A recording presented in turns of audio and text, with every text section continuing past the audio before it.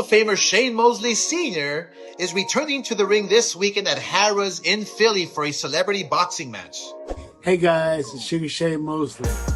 Don't miss my return to the ring September 28th. You look like you just bathed in Diddy's baby oil. Disgusting. What the fuck? Shane, you talk so much shit about me. I'm actually gonna rise above it because I feel so bad for you, dude.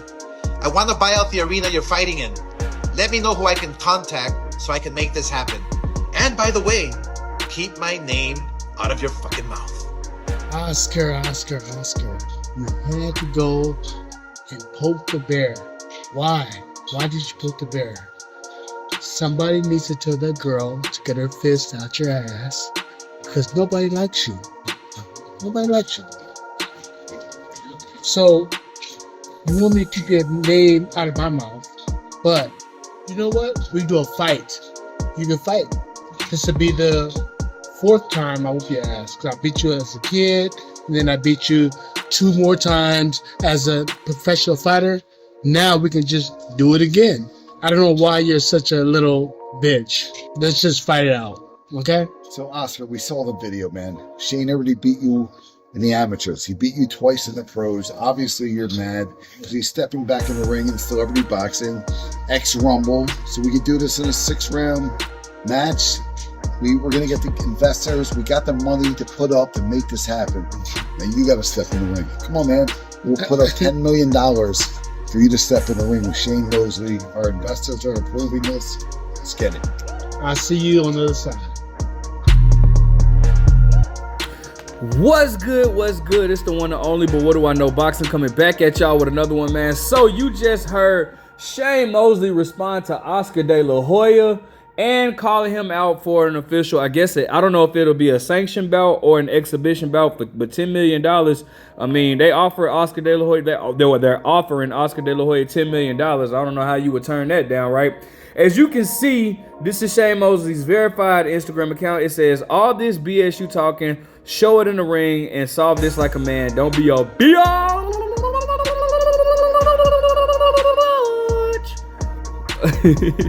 All right, so Shane Mosley, if you guys don't know, Oscar De La Hoya does this whole clap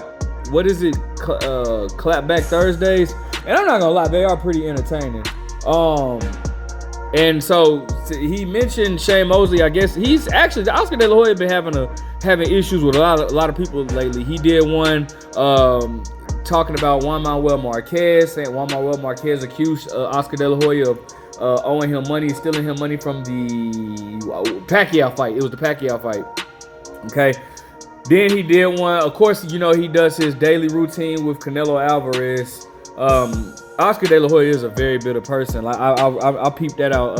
I've noticed that since Floyd Mayweather, and now he has issues with Shane Mosley. And this is something that I noticed about the boxing world. First and foremost, it's weird as hell because Oscar De La Hoya promotes Shane Mosley's son, Shane Mosley Jr. And I remember them interviewing Shane Mosley Jr. They was asking him how did he feel about, like, you know, the issues going back and forth with him and his, you know, Oscar De La Hoya and his pops. And Shane Mosley was like, oh, you know, it has nothing to do with me.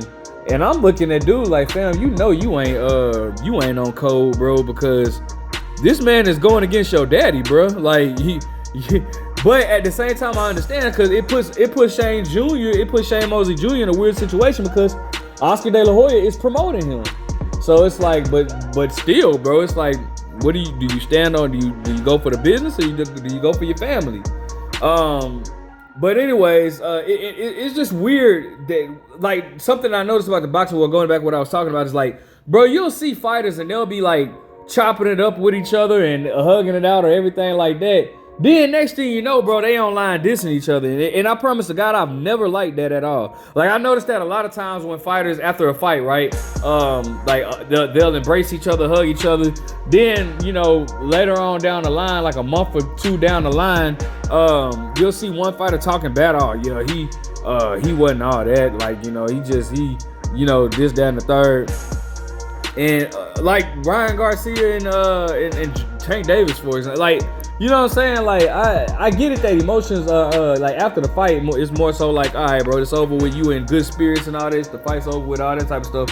But it's like, damn, bro, like I just think that that's really fake though. Because, and I say that to say this because Shane Mosley and Oscar De La Hoya were not. It wasn't too long ago when they were.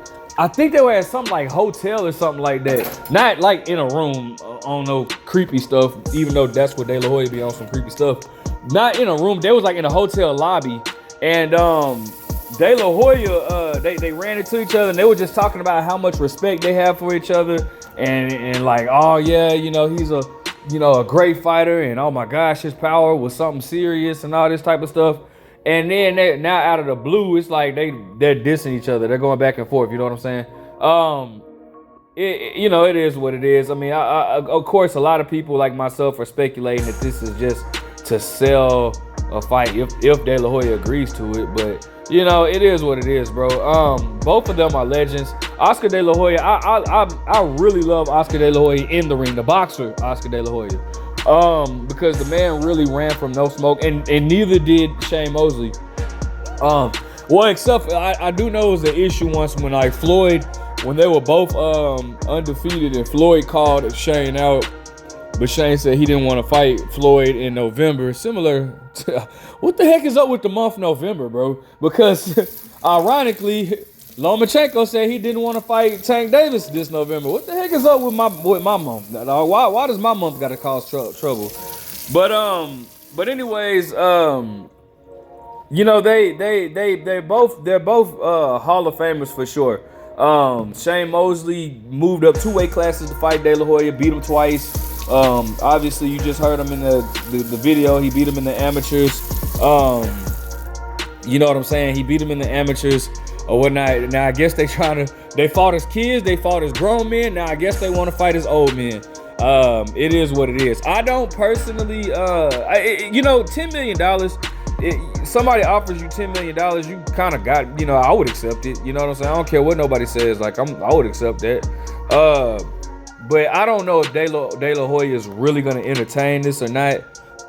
But if he does, I mean, it'll be interesting. I mean, obviously they're both past their primes. I always wanted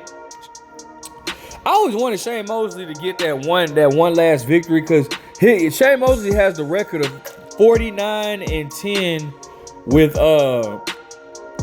40 knockouts, and I just always wanted Shane Mosley to just go for the 50, man. Get that 50-10 with 40 knockouts.